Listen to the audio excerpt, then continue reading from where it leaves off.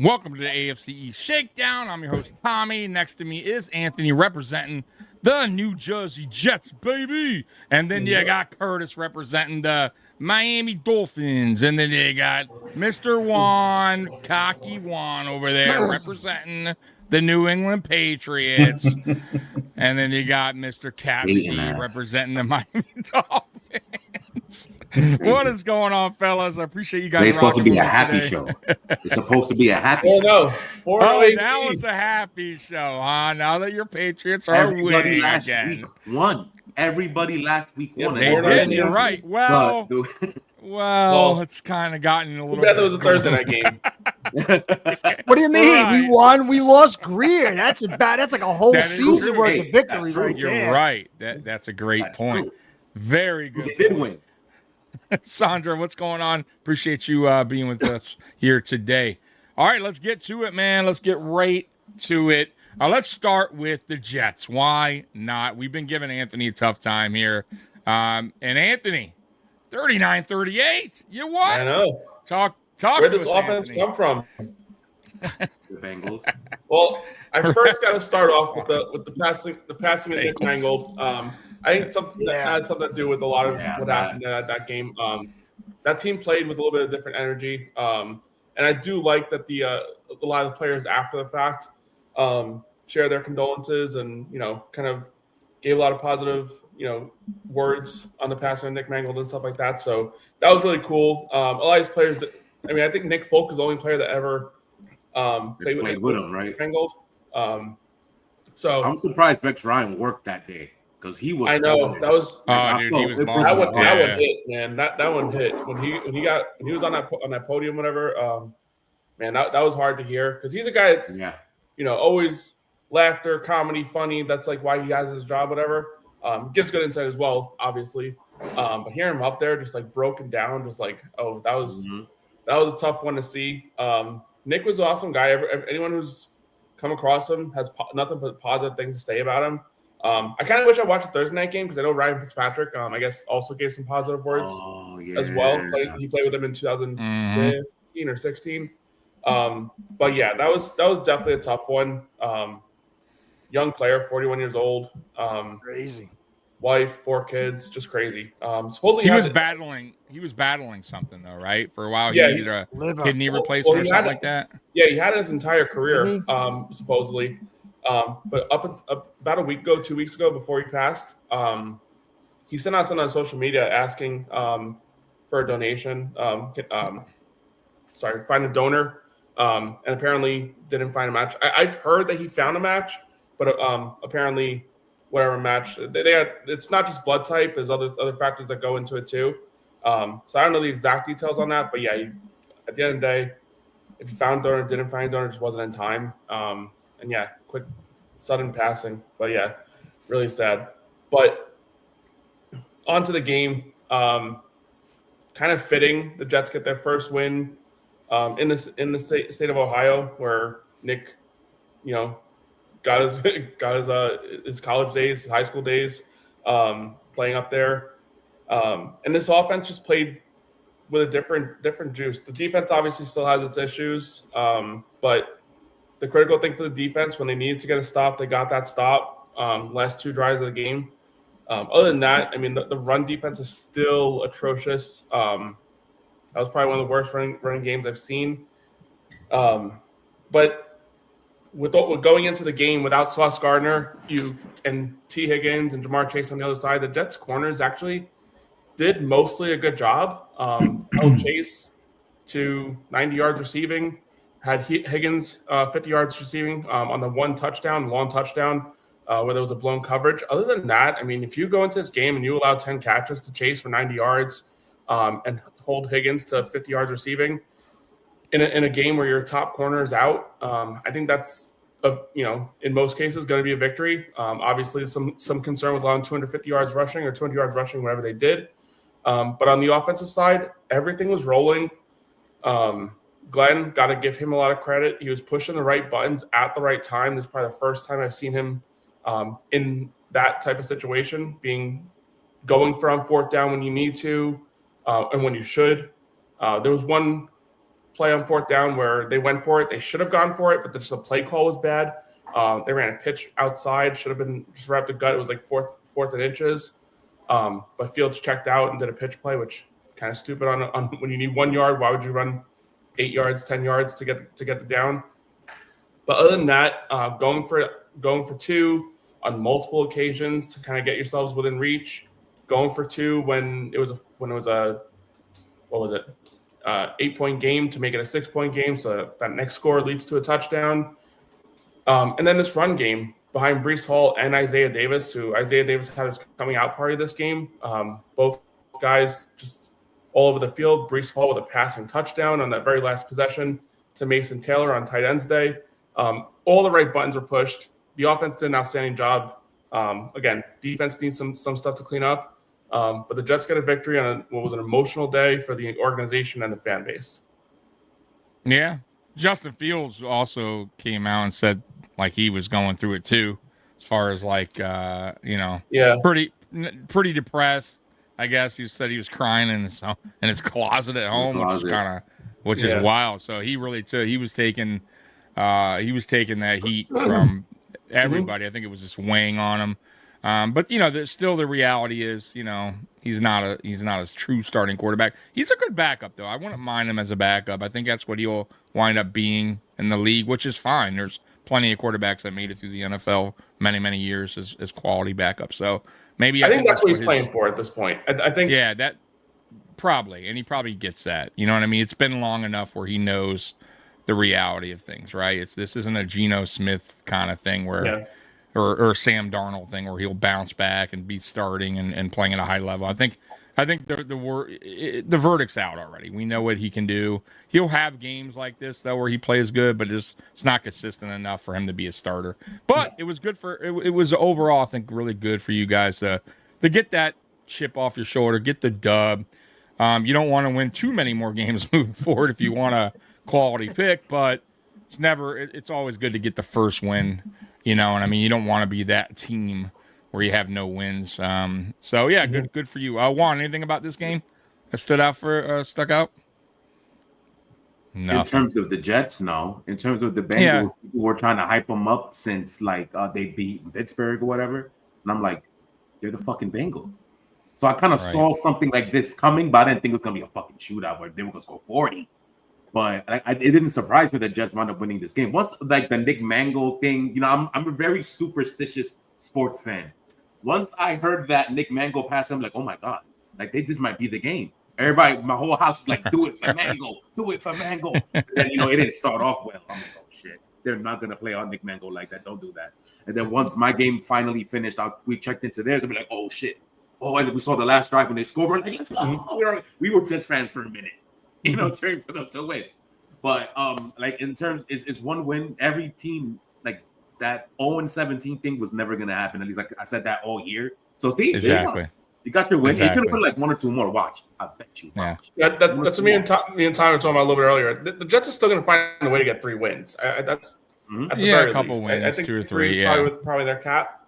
Just based off looking at the schedule.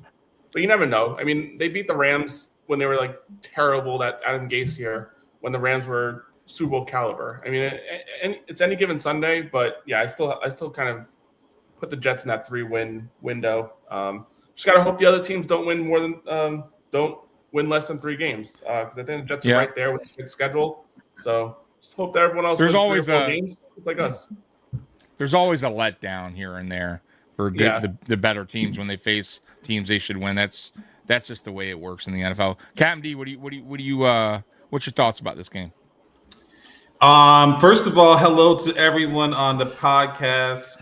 It's nice to see everybody healthy and I hope everyone had a great Halloween. I sure did. It's beautiful weather down here in Southwest Florida. We're getting some nice cooler weather. So that means for the up north guys, I'm pretty sure you guys are getting some nice weather as well. Juan, good stuff. It's getting a little cold. It's getting a little cold. Okay, so obviously, much respect to the Mangold family. You know what I mean? That's a tough loss, and rest in peace. You know what I mean? That's a very, very tough loss. But going back to the game, Anthony, Give me some love here. You know. Yeah, you that's right. He did. Come on now. Yeah. Show me some love here, Anthony. I threw you a bone, and look what happens. I deflected off of my negative and my You did. with my mess that's going on with my team, and I threw you a bone. I hate to say I didn't want to come on here and do the shooter McGavin, but fuck it, I'm gonna do it. God damn it, because I called this game. I told you the Jets were gonna pull it off. I didn't want to do it. I have my pen because there's a lot of different changes going on. I'm gonna tap this pen for some odd reason because I want to feel important. But I told you so. The Jets were gonna win this game, and I told you Justin Fields. Shout out to the Jets. Good win. He did it for Mangold and. Go ahead. Don't pick him too many more times, though. Don't get too excited. So you can get a better pick, right? You sneaky bastard, you. Scott Blakely saying this one's for you, Juan. Starting to really dislike your Patriots. Screw your Patriots. I miss being the villain so much. I love being hated. It's what I'm used to. Okay. Curtis, what's up? What's up, brother? What do you feel about this Jets' first win of the season? Well, look, I mean, Bengals put on a ton of points. I just never ever would have guessed the Jets put that many points on. But that's also speaks to Garrett Wilson. That's crazy. Yeah, that speaks to just how bad that defense is. Mm-hmm. That defense is terrible. I don't know. They're just the Bengals are another team they're not as inept, say, like as my Dolphins. But the way they've built this thing up, and you got this quarterback, Burrow, who's really talented, and you let him get beat to hell. What are they going to do now? I mean, they got to totally rebuild this thing. It's it's a great win. I would hate to be a team that has 0-17. I was praying. That's why I was just happy we got our win because that's the worst. 0-17, man. That's just a nightmare. So congrats, Ant. I think you got. Look, the Titans are really, really suck. They're terrible. Maybe you could get with the Saints. With the second round pick, I always forget his name. Maybe he can get a bump and a few wins here or there. My Dolphins, I think my Dolphins suck, but we could pull out another win or two, maybe. So I think you're really just battling with the Titans over there. And they're not picking the quarterback first. No. But they'll trade it out. They'll trade it out. They're gonna fall. Yeah. Good point. Mm-hmm. Yeah. So it'll be interesting. You and me, I'm telling you and me, our game's going to be like this: the Super Bowl for the better pick. Yeah, that's true. That's very true. The tank bowl.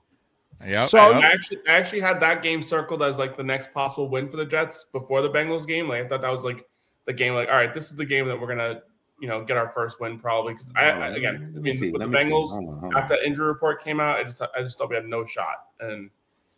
Look at that. I was surprised. I was really like, what? What the heck?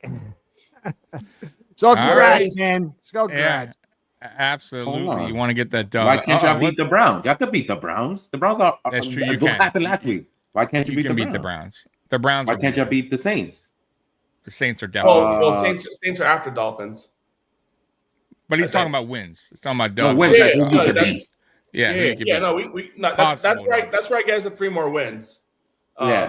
I think originally I'm not convinced of Jacksonville either. Maybe you can get one. That was actually the 3 games I had were the Dolphins, the Saints, and the Jags. Those were. I would say the Saints are more realistic. Browns are scrappy. Who knows with the Browns? That's my issue with the Browns. That defense is the just Saints for top-notch. sure. Like the Saints are a mess too. Yeah. Especially, they just switch quarterbacks and everything. They don't even know it. That's what I mean. They're cleaning house and they switch quarterback. They don't even have a quarterback. They're going to be continuing to do that probably. But anyways, let's move on. I'll throw this out there too. Yeah, go ahead. Why not the Falcons? Have you seen the Falcons this year? It depends which one you get. It's weird. It depends what you get. You're absolutely right, Juan. We're going to get into that game. Yeah, we'll get into that game later. Go ahead. The Jets scored a bunch of points against the Bengals. That terrible defense. Against other teams like Dallas, who had a bad defense, they were just not horrible as the Bengals are. The Jets struggled until the Jets put a game like that or something similar to that, against a team with a pretty decent style defense. I've got to kind of go. And when the defense giving up 30 points a game, like the way they've been doing a couple of weeks, that's my concern. You got to see it. I hear you. Yeah. So you're not going to win many games those like are that. Possibilities. I'm just saying. Yeah. No, they're definitely possibilities. I mean, that's why I said they're going to win some games that they shouldn't win. They're going to lose some games they should win. It's just they're going to do that, and I think they're going to weasel their way to like 3 wins, maybe a fourth, but I think 3 is probably the number. I think 3 is fine. I think that's where you'll be at the end of the season, 2 or 3, but I'll go with 3. But Juan, let's get to your game, man. Juan's team, the Patriots, took care of business. I thought it would be closer, but the Browns are pretty bad. But yeah, you guys took care of business. 32-13. Talk to us, Juan. Yeah, we'll get the defense out real quick. All they had to do is not let them run the ball, and the game was over.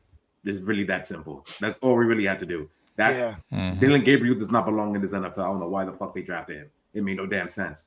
I have no idea. Anyway, now the other side of the ball was more important because that was the side of the ball that I wanted to see.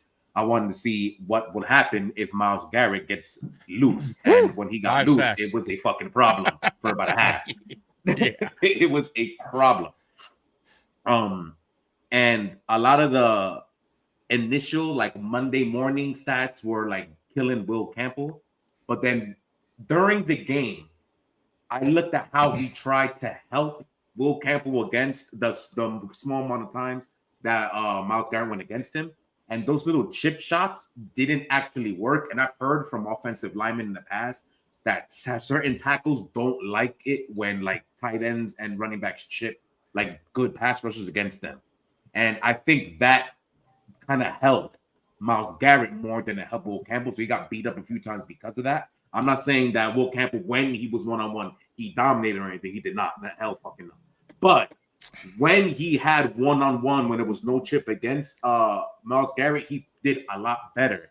And plays went on a little bit more smoother, which started to happen on later on in the game. We stopped chipping him as much. We started to go one-on-one or have 2 actual linemen on him. And we slowed them down a teeny bit, just enough for us to get the passes off. Once we bide another half second for Drake May is when all systems went. And the end of the first half and then the third quarter, those drives were absolutely sensational against that defense. We got an offense. How long will this go on? I don't know. But Drake is cooking. McDaniels is cooking. The receivers are buying in. Everything's great so far. There's not much else to say. This wasn't. I was never scared of this game because I knew that team couldn't score. Right. But I got a little bit of questions, and so we played against the best defense that we're arguably going to see for the rest of the season, and we fared okay. Their offense did not help them because if their offense could actually score 17 points, this game might be absolutely different. But since they can't score more than 10 when it matters, then there was really no doubt. So I'm waiting for another test. Like, depending on what Falcons team shows up tomorrow, that could be something because that Falcons defense is good. Or if not, the week after when we have to go to Tampa. But there's not much else. It's the same. The last 4 weeks, we played the worst teams literally in the league. That's not in our division. So there's not much else to say. We'll see what happens when we play against a quality opponent. What's the deal with Penix? Is he like, I don't even know. They're playing tomorrow. He's playing? Yeah, and Jake London, they're coming back tomorrow. Yeah, we'll get into that. I'm happy. I didn't want to play a hospital team. I wanted to play them for real. So I'm happy. Yeah. But yeah, look, come on, man. You guys did what you had to do against like you said, a bad offensive Cleveland Browns team with a very good defense, scrappy. Like I said, they're a scrappy team, but they're just not. They are. They got issues there. And Myles Garrett complaining now again, like, dude, you signed the contract. You said you wanted out. You wanted to play for a contender, but the money came rolling, and you changed your tone. So don't bitch now. They gave you what you wanted. He might become a diva in the offseason and try to get his way out. That's probably what he's gonna do. But don't do it twice, because now you're really gonna. You look silly now that you signed the contract. Yeah, you can't. Yeah, you can't play that card again. So like, I got it the first time. I was like, okay, I like that. Like, okay, yeah, it makes sense. You want to go play for a winner. And that, I'll be honest with you, a lot of players that are on garbage bum ass teams, if you see no outlook, yeah, go. I get it. Go somewhere where, if you're a special type of talent, take your talent somewhere where you can at least win something at the end of your career. When you spent like almost 10 years there. Exactly. So But once you take that check again after bitching, then you can't come back and say, I'm not happy again. Like, no, it's too late, bro. No one's gonna hear it. No one's gonna care about that anymore. So, and neither is Cleveland. They just paid you, bro. So they don't want to hear shit. You could have denied. Yeah, you could have said, nope, it's not about the money. Shit me, get me out of here, and they probably would have done it. So whatever. But anyways, back to the game. Yeah, dude, you guys took care of business. You're doing what you're supposed to do against teams that you're supposed to beat. I mean, that's the NFL. That's that. Like, there's a lot of letdown games throughout the course of a season, and you're gonna probably have some. The season's not over. New England's gonna, just like every other team, there's a letdown game here or there, right? So, it's gonna probably happen. I don't know where, but it usually does. Every team kind of goes through that. Team twice. Yeah, right. So, I don't know about that. Yeah, it's possible. I don't know. But you never know, right? Yeah, I don't know about that. But anyways, yeah. So, Captain D, what's your thoughts about the Patriots winning streak here? Yeah, they did what they had to do. This is a bad offensive Cleveland team. The defense, you know what I mean? They can hold their own. They're, I believe, top 5 or number 1 or 2 as far as on defense. But the Patriots did what they had to do. I want to see. I will be tuned in to see how they're going to do once some better opponents start playing them. But the Patriots, you got to like what you're seeing, and you got to be pumped up as a Patriots fan. New head coach Drake May this is his 2nd year, I believe, and everything's looking kosher, baby. Keep doing it. Yeah, and there's no setback right now in his growth as a quarterback. Usually, a 2nd year, you kind of see a little bit of sophomore slump there in some of the quarterbacks in the NFL, but it seems like he's still trending in the right direction. So, which is great. But they also I will say this though, I love what they did as far as getting him a veteran in Stephon Diggs. Right, we did that for Josh Allen his 2nd year. It helps a lot. And then obviously guys like Matt Collins, who's not like this awesome receiver, but he's a good locker room guy, a good guy to have. And he had actually a good game. He'll have those here and there. But I think they're surrounding him with quality guys and still building around him. That helps a lot. When you don't do that, exactly. So when you don't do that, you kind of fuck up a quarterback. So I feel like the new coaching staff understood this. That's why they went out and got and the GM went out and got Stephon Diggs and Matt Collins and so forth. So it's helping him. It's helping his growth as a quarterback, which is what you want to see. By the way, real quick question. Scott's coming in. Who will win more games, Jets or Fins? I'll say Dolphins, but not by a lot. What's your thoughts, Captain D, on that? Oh, Scott. I mean, this is a very difficult question right here because I really don't. With this Dolphins team, we'll touch on this later, but I'm going to say the Jets. I'm going to say the Jets. I mean, this is just such an unpredictable Dolphins more wins. Team. Okay. Wow. Yeah, I'm giving it to the Jets. Damn, Captain D. All right, Curtis. More wins, Dolphins or Jets to finish season? Well, it depends. Do the Dolphins ship off talent before this trade deadline? That's going to be a big piece of the puzzle. Well, the Jets could do too. That could as well. But But if you look at the Jets, they've got a solid offensive line. They're not going to ship any of that talent off. Defense, I mean, unless they get rid of Quinn and Williams, I don't think it's a big deal. Breece Hall, that's a piece. I don't think they will either. I don't think so either. I don't think Breece is going either. I think the problem with Breece is you let him go, and granted, you might be like kind of tanking or whatever the case may be, the team might do it, but you let Breece go. Braylon Allen, their backup running back going into the season, is already out for a while. Your starting running back would be the guy you kind of had as your 3rd down running back, taking on a full-time load. That just doesn't make much sense. That would scream tank job if they send Breece Hall at this point. If Braylon was healthy, then you can kind of explore that because he could be your 1st, 2nd down running back, and Isaiah Davis could be your 3rd down guy. But you send Breece now. I don't see the point. I don't see the primary point, weapon on offense. I don't see. I get trying to pile up, but I don't get like that would make because if you're going for a quarterback now, you got your running back still in place, which is obviously going to help. You sign out for the year. That was the thing. Then you got to find another run. Yeah, I know, but I want to get rid of. I want to get rid of Garrett Wilson. Personally, like I don't know what. It's a tough. That's tough, man. I don't know. I think they're both still young. They still both have high ceilings. I want to get rid of younger talent. Maybe older guys or guys that just you don't think you're going to re-sign. Maybe you ship them off, but I want to get rid of younger players. I just want to do it. Curtis, what were you going to say? Sorry. Oh, no. I think the Dolphins are master BS artists. I think now that they got rid of Greer, it just makes sense to get rid of a lot of talent. I mean, it makes sense no matter what. So they plan on keeping McDaniel through the season because they don't want an interim coach screwing up the tank. So I think the Dolphins actually might end up losing more than the Jets. They will all come down to when they play each other. Mm. Yeah, but the Dolphins are in tank mode. They've got to do a lot of stuff to get the fan base back. They got rid of Greer. They're going to keep McDaniels. They're going to keep people happy. They want to ship out talent. They need a big pick in the offseason. I still don't think – I think Champ Kelly, the interim GM, is going to be the GM for the future. And I think Ross is not going to change stuff at the top, really. I think this is a little bit of a rearranging deck chairs on the Titanic. Greer being gone will raise the floor, but unless Ross stops his separations of power, corporate atmosphere at the top, then the ceiling's not going to get raised. So they need to do something because people are pissed. They're sick of this team. Where the Jets, man, they're rebuilding. You know, they got a whole new thing here. They've got to bring some kind of hope where we're in total teardown moment. Everything that gets cut, and Dolphin fans are cheering. So I think that we're in a much better position for the tank, to mask the tank, than the Jets. So I think the Dolphins.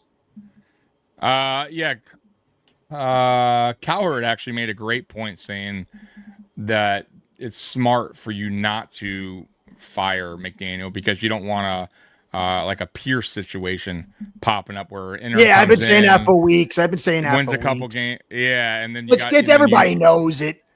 Right. So he's saying you might as well do what you got to do. He's saying Kiffin. What's your thoughts about Kiffin, by the way? He likes Kiffin for you guys. Yeah, but you know what it is? He's a little bit of a social idiot. He had problems in the NFL. He had problems, I think, one of his college programs. I don't know if the guy's changed, but he kind of comes off like that Saban type character, a little bit of a bad personality, a little bit. You don't know if you're going to get him sticking with you. He could abandon ship. I don't know.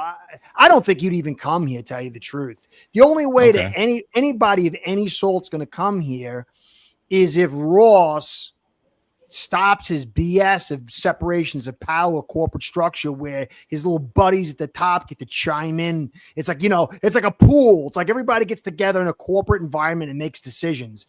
I mean, how do you get guys who don't know nothing about football making corporate decisions? So who the hell wants to come here? No one's going to come here for that. So I'm happy Greer's gone, but my overall concern is that they got Champ Kelly here last year for what? What did they get him here for? They had the money man tell Greer that he can't use money for the season. It's almost like they've kind of had this thing in the works. The Champ Kelly's going to take over. He'll be the interim, and then they'll make him the full-time so they can continue doing what they're doing. Ross has control. His little people at the top can keep their corporate atmosphere. So we'll see. I'm happy that Greer's gone, but there's something to me of a scam job. And I think part of that is a tank scam job. And they've got to do something so much to cover the fact that Ross is really not going to change at the top. So we'll see. But I think the Dolphins are in beautiful Jedi Master suit hustle tank mode. Anthony, did you have any comments on the Patriots game before we move on to the Dolphins? I mean, kind of expected. Yeah, let me say something. I want to say something about the Patriots game when he's done. All right. Yeah, well, kind of expected. I mean, the Patriots to win this game. Just didn't want to see them kind of like take a step back against a lower opponent. They stopped the run, which was kind of what we expected them to be able to do against a team like the Browns.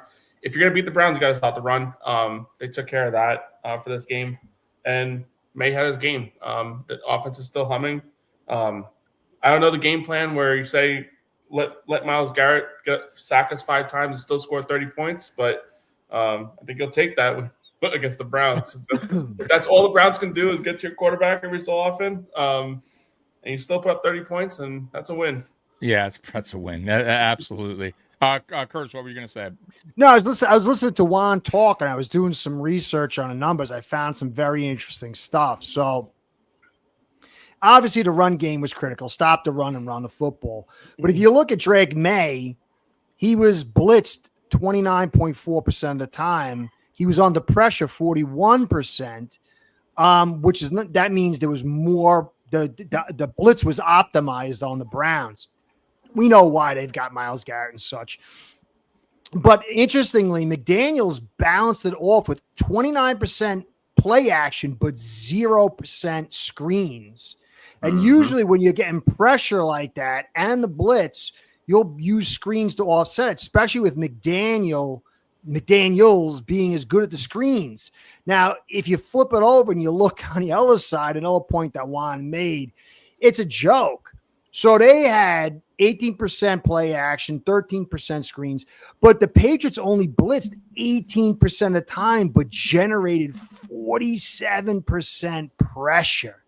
And I think that really set the table for everything. It shows that Gabriel's just not capable, but it also shows that they trust May a lot to not offset with the screens. I mean, the play action was there to balance out the blitz. Yeah, the boots and the pocket movement we did. Yeah. So you could see the difference in the quarterback value, but also then McDaniels, who loves the screens, not using them. It was a lot of belief in May. And so there was just really no shot. Gabriel's not good. Once you stop the run, he's a terrible quarterback. Cleveland's not good. How about that's what I meant. That's what I meant. You know what I meant. Cleveland drafting multiple quarterbacks. I mean, signing quarterbacks at 250 guaranteed. They're just they're the Cleveland Browns. Real quick, well, before we get to you, Captain D, Roy wants to know. Wonder how much movement we'll actually see by the deadline. I think this is going to be a decent amount of movement because there's a lot of teams right now that are in the gutter, and I think that a lot of teams need to work on their draft capital. I really do. Saints, Jets, Dolphins, like they're trying to add on, and there's more than that. So I'm just naming a few. And there's always a team or two that surprise and do a surprise trade that no one's even talked about. So I do think it's going to be pretty decent movement. I believe. What do you guys think? Trade deadline. Do you think there'll be decent movement? I think so. I mean, it's become more and more each year. We've seen more and more trades happen. I mean, it was very rare, I would say 10 years ago even, that you saw players get traded at the trade deadline. It was really kind of like a nothing.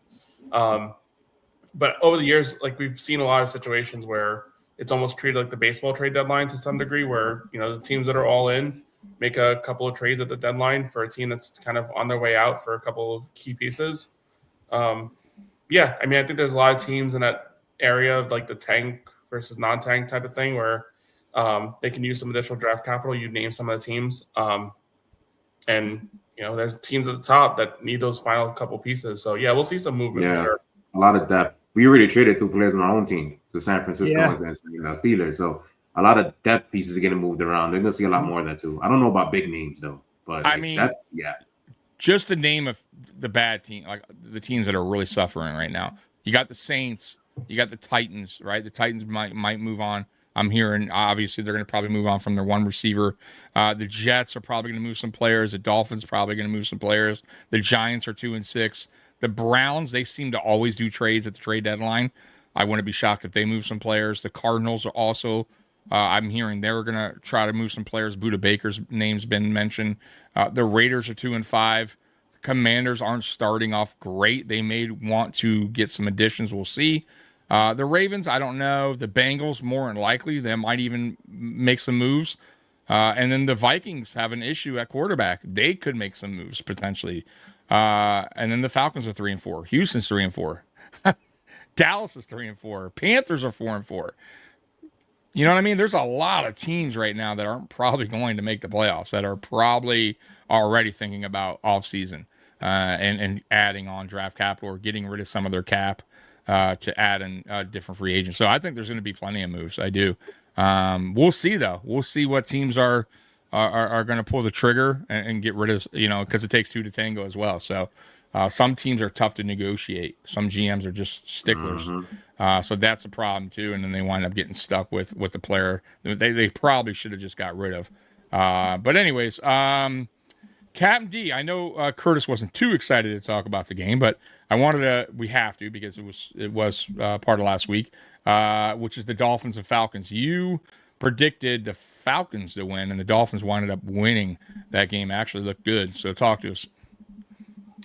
Yeah, well, I was out here handing out wins to the Patriots, the Jets, and the Bills. Nice guy. Yeah, statistically on paper, this did not look like a winnable game for the Dolphins. And, I love, as I was watching the game, I love Kevin Harlan. And I think he said it right after Waddle made that 40, I think it was like a 42-yard touchdown run, catch and run.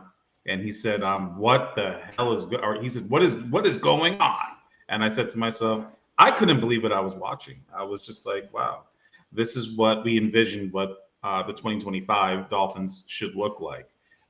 Winning on all aspects, on all phases, offense, defense. Bijan Robinson, nope. We pretty much plugged him up majority of the game, but it was shocking to see. And it was so shocking to see that I almost actually reached out to Curtis. I almost was going to reach out to Curtis, and I was going to ask Curtis to actually send me some of that hopium. And I was gonna sit in my living room, and I was gonna take some of that hopium, and I was living my best life, and I was planning out how much shit I was gonna come out here and talk because I was so confident that we would beat the Ravens. But you know what? That wasn't a reality.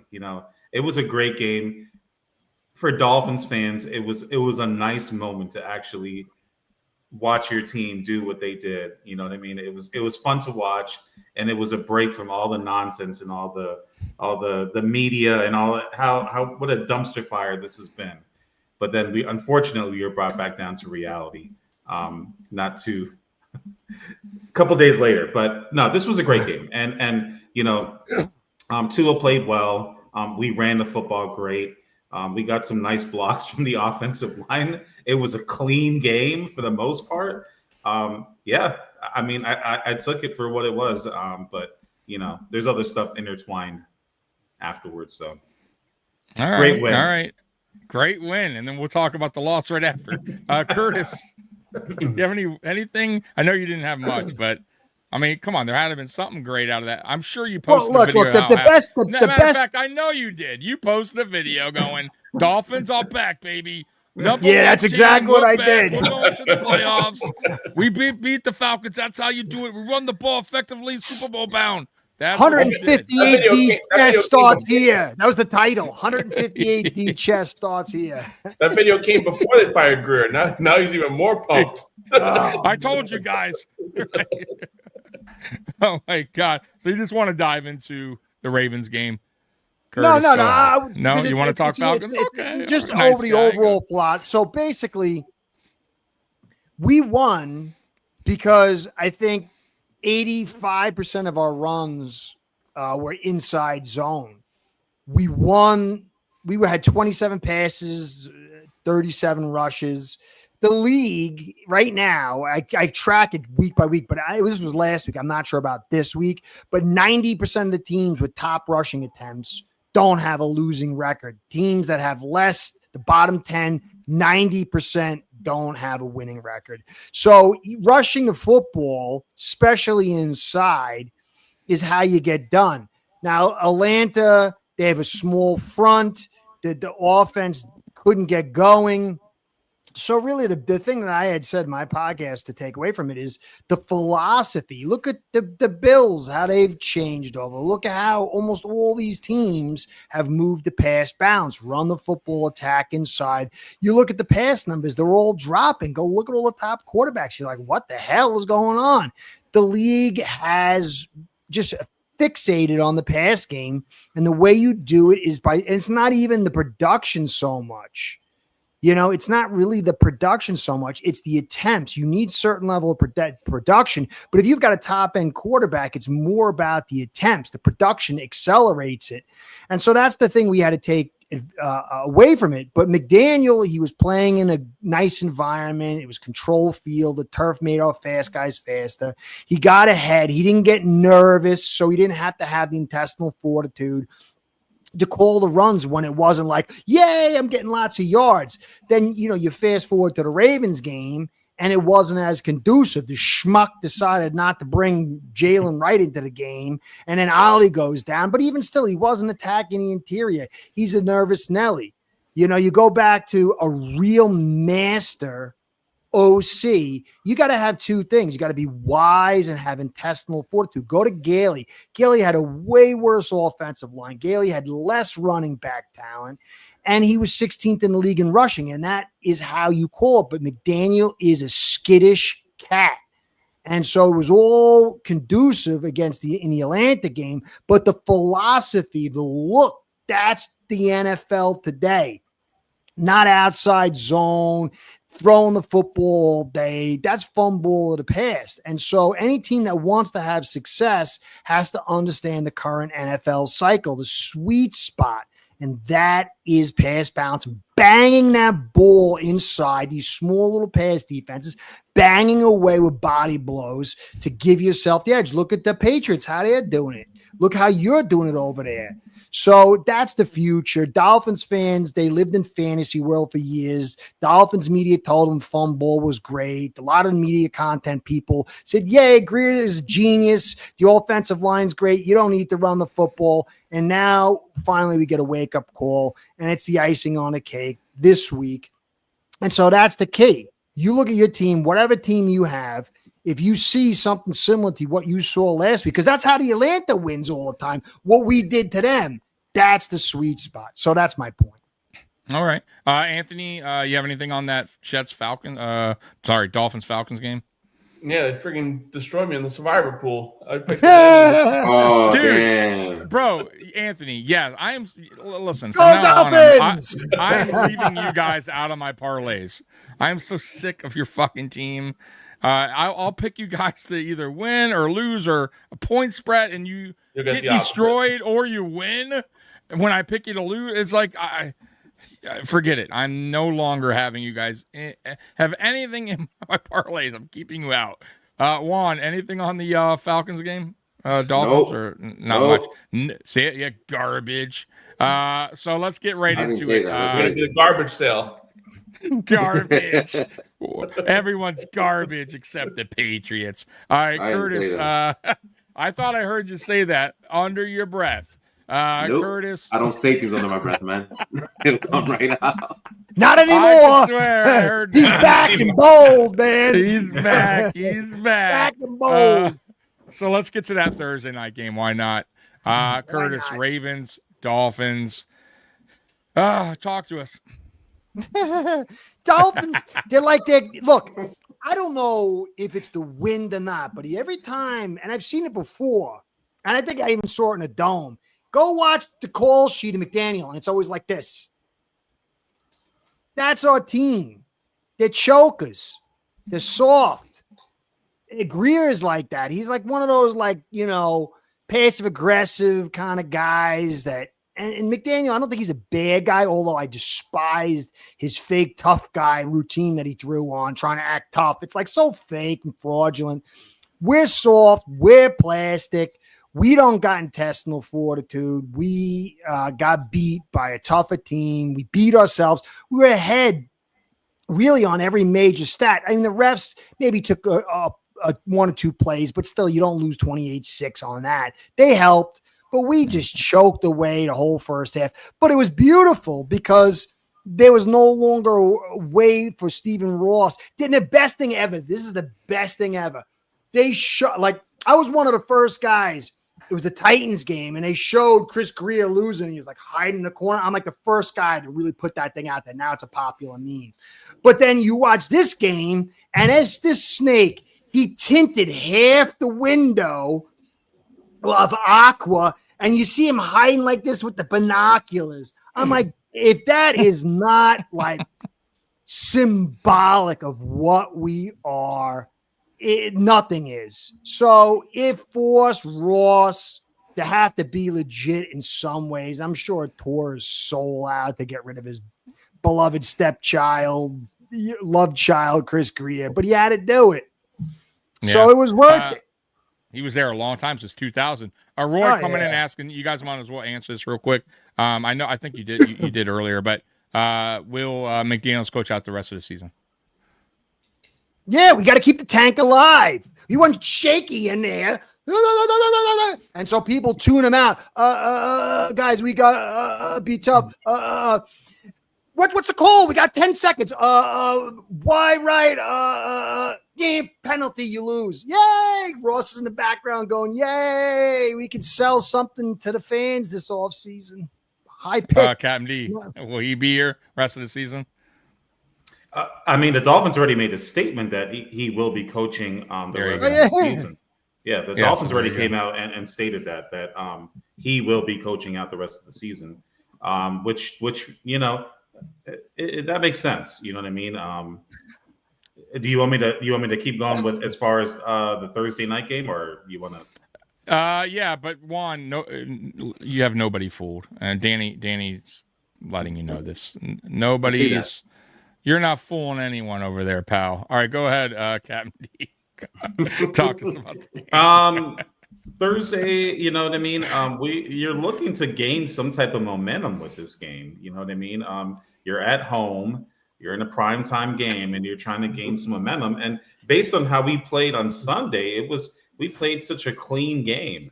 And you're looking to build some momentum off of that. Unfortunately, when you don't have the right personnel and I mean players, you know, this is going to reflect the outcome of the game, you know, and that's what it boils down to. Because if you look at this season and how it's unfolding and the players that they brought in, it's not a fit.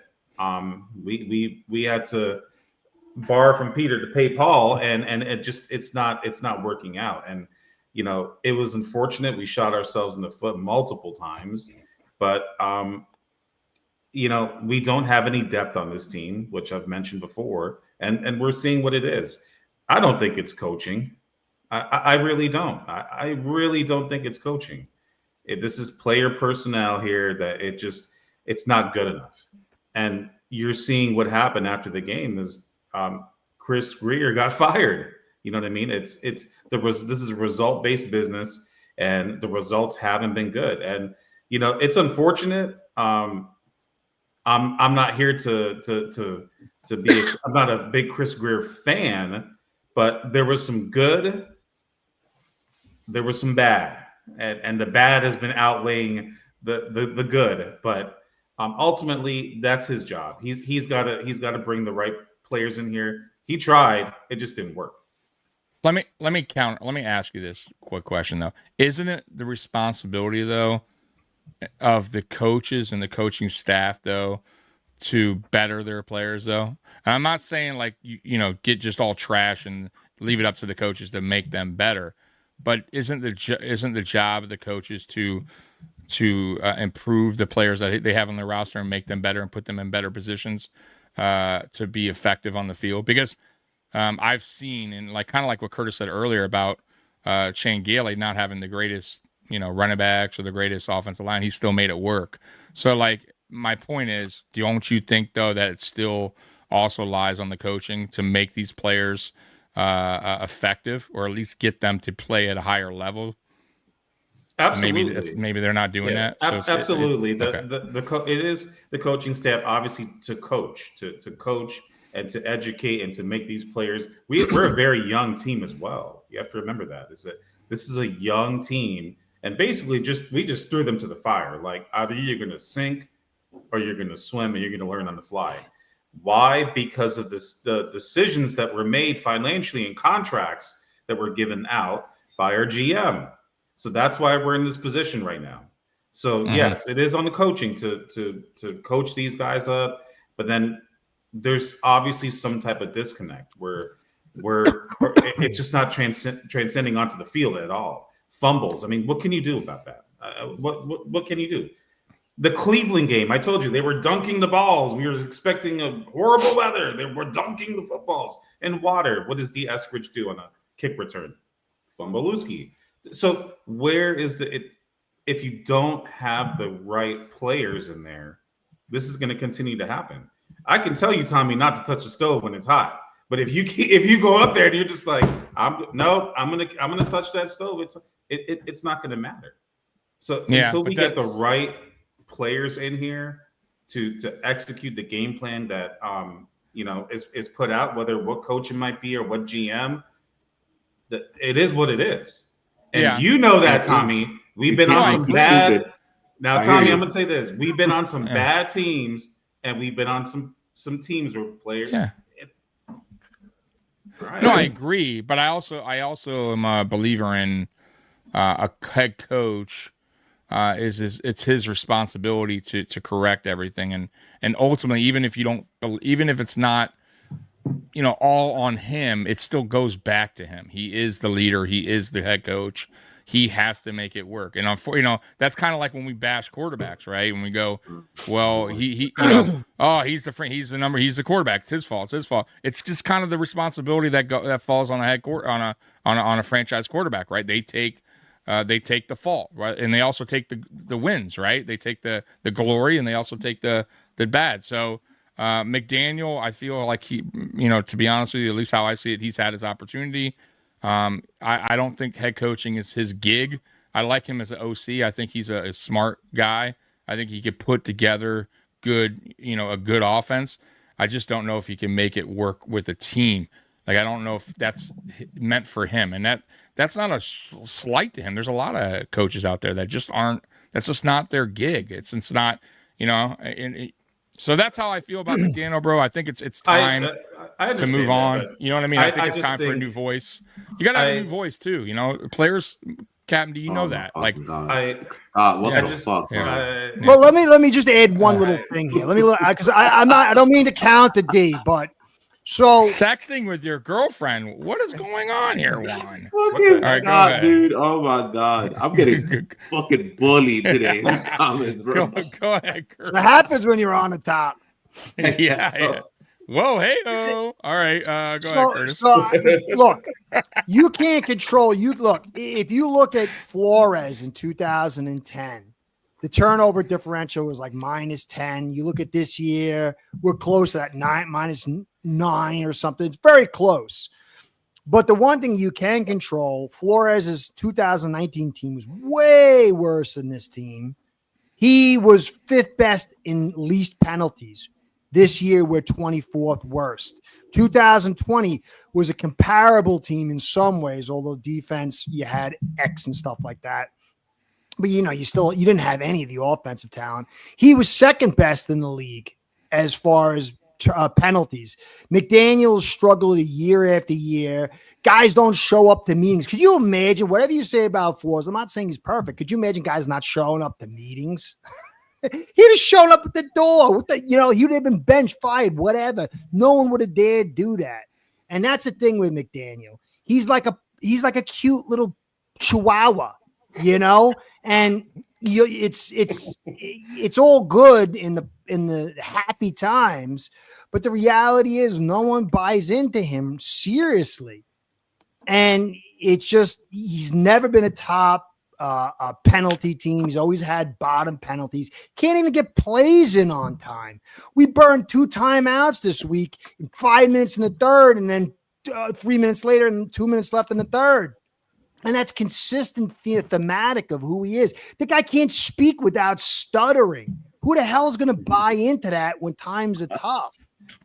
So no, I think there's been a lot of the impression that Mike McDaniel gives off as this quirky person and not being able to lead a football team, which, by the way, when I talk about coaching and player personnel, there's a perfect example here. If you look at this Dolphins defense, last year, this was a top 10 defense. Top 10 defense, okay? We lose Calais Campbell. We lose Ramsey. Who was the other corner that was out there with them? But oh yeah, we lose some significant players. Fuller, right? Right. We felt, yes, Kendall Fuller. It was so vital when we gained Anthony Weaver back. Anthony Weaver was going to possibly be a next head coach, but he came back. It didn't work out for whatever reason it might be. Comes back to the Dolphins, right? Everyone's, yes, hooray, hooray. Anthony Weaver's coming back. This defense, we were looking at this defense. This is going to be our bread and butter. Pass rushers. We lose Campbell, but we have two Phillips. We have Chubb that's coming off of major injuries. The secondary, we're pulling Rasul Douglas, right before the season starts.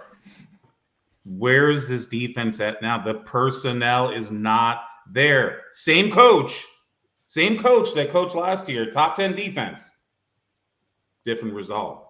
What was the record last year? What was your record last year? I'm not saying the record. I'm just looking at the defense as a whole here. No, where was this defense at to where it is now? So that's what is McDaniel's strength? What is his strength? So, like, I'm just curious because you seem to back him. So I'm just curious, and we'll move on because I don't want to get stuck on the Dolphins forever. What is your what? That's my torch and mine and So, D's torch. But what makes don't join it? What makes McDaniel, in your vision, though, a quality coach? Like, why do you see him?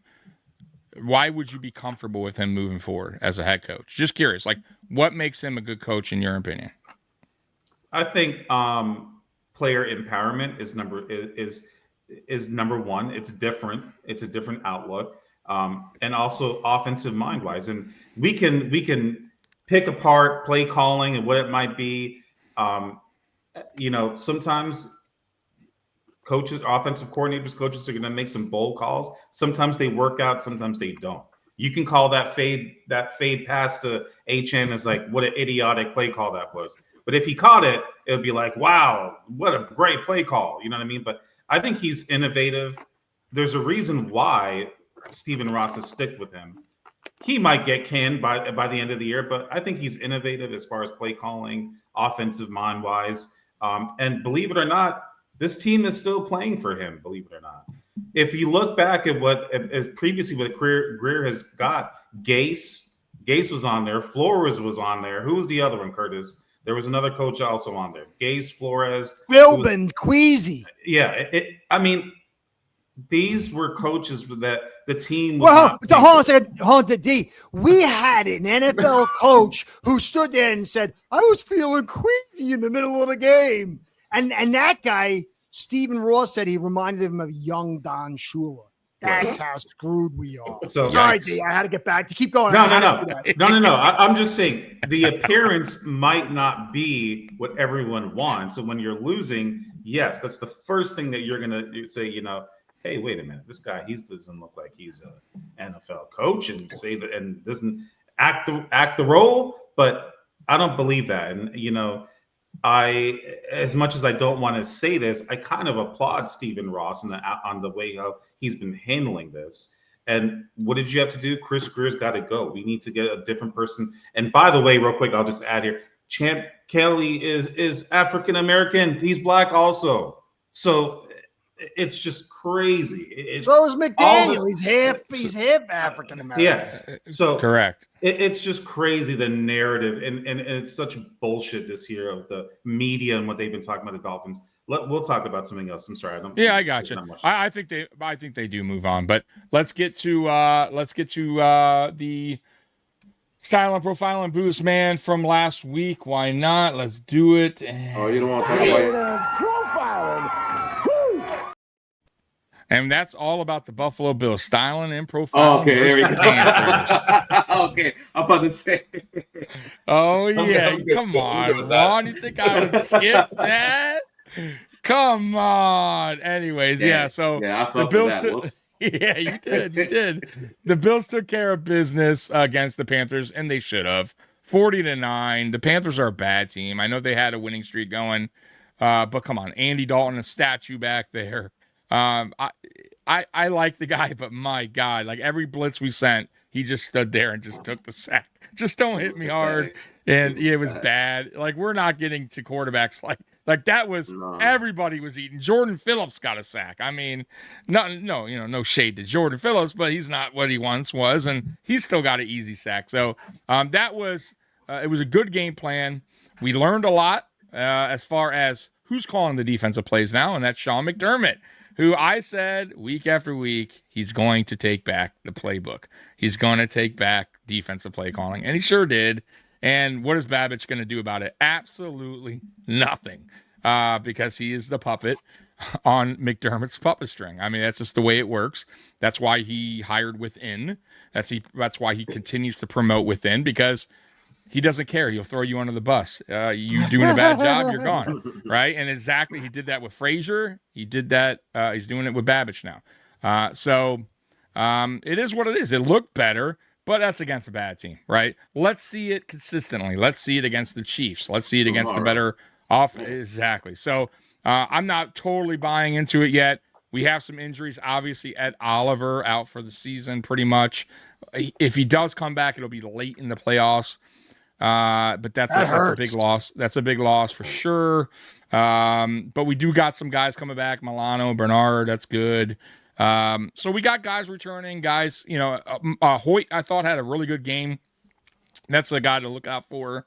What about Harrison? How did he look? I didn't watch the game. Harrison had minimal play, but he looked pretty good, got his first tackle. So they're kind of what they're doing with him, is they're kind of just, rotating him in, getting him on a limited snap count. And I think they'll build a snap count more and more and more, because he's still, coming back from the injury. He didn't really have any preseason. We had no preseason. So you'll start seeing Harrison more and more get more and more reps, and then eventually take over CB2. Tommy, what's your total outlook? Because I'm trying to get back into the Bills. What's your outlook on the direction of this team this season? This season, it's once again like last season. It's going to go only as far as Josh Allen, and really, I'll include James Cook now in that conversation because he's a big part of the offense. It's only going to go as far as them. I still don't have any faith in the defense. I don't have any faith in our head coach. It's one of those things where the offense is just going to have to catch fire in the playoffs and hope for the best. Until I see this defense consistently improve, game after game, kind of get better, or at least start to show that they can slow down the better offenses, then I'm not going to buy into the defense. And our offense right now, passing is a mess. Our passing attack still is not good. Brady tried to. I was thinking that. I watched one quarter and I'm like, oh. You saw it, right? So he tried to cover it up post game and was like, oh, we didn't need to pass. We were running you, so, we don't have to. Oh, okay, that's fine. But what about the previous two games when we needed to pass and we couldn't because our passing attack is not good? So this game it worked, sure. But what about the next opponent when our run game gets stuffed or is not effective? We have to lean towards the passing game. You can't just be like, oh, that game. So I don't buy into it. I don't think Brady. I like Brady, Curtis, but I don't think he's like this great OC. I think he was a little hyped up after his first season with the everybody eats thing. I think defense is kind of honed in now. They saw the film already on it. And you need, listen, if you're going to do the everybody eats like the Chiefs do, because that's what the Chiefs do. It's an everybody eats kind of mentality. You got to have the right OC to understand each player's strengths and use them effectively on the offense. I think Brady just doesn't get it, meaning he doesn't understand what he has in the room. And that's what I was talking about Captain D earlier about coaching. Coach's job is to make players better, meaning put them in better positions to be effective on the field. So you can make average look good and good look great. And that's what the Patriots did for a long time. Bill Belichick was known for making average look good and good look great. He's done that forever. Andy Reid, look at the Chiefs offense. We could take all of our players right now on receiver room, throw them on the Chiefs roster. I promise you, Andy Reid would know what to do with Elijah Moore. He would know what to do with Curtis Samuel. We don't have that. We our OC just doesn't put them in good positions to win out there, and that's a problem. So the everybody eats won't work if you don't know what player personnel you got out there and what strengths best suit them, and that's a problem. And I see that as a problem. So that's why I think a trade for a receiver who's a really good receiver to great would be effective for this team, because you won't need Joe Brady having to scheme him up to just be good. He's already that good. So that's where I see this offense as far as the passing game. I think this is a playoff team still. I still think we can go on a run here like we normally do in the regular season. The playoffs is where we tend to stumble. So we'll see, but that's my outlook, man. I still I'm not a big believer in McDermott. I think he's a good coach, but I don't think he's a great coach. And I think he's hit his ceiling. Just like when we talk about players hitting their ceiling, coaches have a ceiling too. And I think he's been hit his ceiling. So we'll see what happens, but he's here to stay. What's also the team? I just noticed, I was looking over the team as you were talking. TJ Sanders, is he done for the year too? He's not done for the year, but he's on IR. You got who else is? I will say this real too. Taylor Rapp is on IR. He's out for the year, so he's done. Though he wasn't playing at a high level anyway, so it's not a big loss. However, he would have been still good for depth. I think the Jordan Poyer signing is actually working out for us because you got the young guy Hancock. So what we're doing now is rotating him, which is good. So we're putting Hancock in passing situations and Poyer in run situations. So you got a veteran in Poyer who's helping out the young rookie in Hancock. So it's good to have that, and I'm glad that Poyer's actually on this team to kind of help out with the young guy. But we'll see. Like I said, the season's far from over. I still think this is a good team. It's just, are we a great team? Are we a Super Bowl caliber team? The answer is no right now. We'll see what moves we make. We'll see how we play against the Chiefs, and we'll talk about that later. But if the Chiefs dog walk them, I don't even know if a trade or two will turn this around. I think they need to be at least competitive in this game to show that they can still compete with the big dogs. If they're blown out, that's a major problem. And I'll say this too, real quick. The Ravens, when we played them, and I hate when people bring up records, and the Bills only played the team. They only beat teams with 3 combined wins, whatever the fuck they say. Played them at the healthiest. The Ravens week 1, exactly. The Ravens week 1, that team is a playoff team. What you saw against the Dolphins, they're not. Are they a great playoff team? No, they got major flaws too. But that's still a good team. That's still a playoff caliber team. We played them at their healthiest with everybody on the field, and we still beat a playoff caliber team. So I don't want to hear nothing. If we beat the Chiefs, then we're right back at business. However, we still need to do. I still feel like there's moves that need to be made to help this team. I don't think they should just sit on their hands either. Anyway, so that's how I feel. We took care of business. There's not much more to say than that. James Cook had a really, really good game on the ground against a good run defense, so that was good to see. Cook is, man, I'll say this about Cook. I was totally wrong. I don't like overpaying for running backs. I think it's just one of those things I'm against. And he's proven me wrong because he's actually over his contract. He's playing above his contract. So good for Cook. Right now, Cook's probably, I think he's second best in the league, and he's only played 8 games right now, 7 games, something like that. So really, really good. Jonathan Taylor obviously is the best right now, but I would say Cook right there is right behind him as far as what he's doing in the end right now. So good for Cook. He's your engine. He's not your MVP. He's big part of it. Yeah. And the only thing I will say too about Joe Brady, to talk Curtis, is last year what we did was we implemented our running backs in the passing game a lot. We have gone away from that this season. I have no idea why. James Cook is not a weapon in the passing game at all. And neither is Ty Johnson. Ty Johnson and James Cook were big weapons last year. We do not use them in the passing game. It doesn't make any sense. We went away from it. We just don't do it. So that's another thing that falls back on Joe Brady.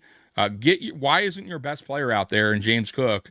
Why are you putting him on the sideline on third downs, especially on third downs? It makes zero sense. So there's some flaws on this team, and I think just certain flaws just can't be fixed. So we'll find out what this team's about tomorrow.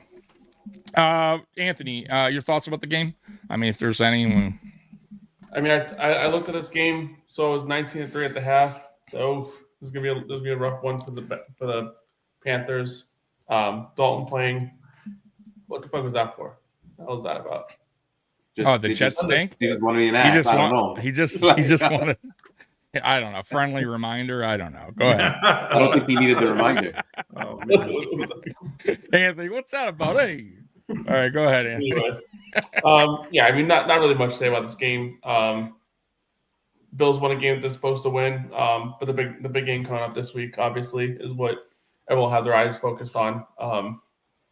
They did their job, beat a shitty Panthers team that That's my right. team stinks couldn't beat the week before. That's right. Beat a shitty Panther team, baby. Juan, we beat the shitty Panther team. What do you got to say? Good shit.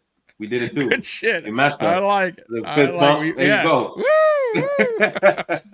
Captain D, shitty Panther team. What do you got? Good win.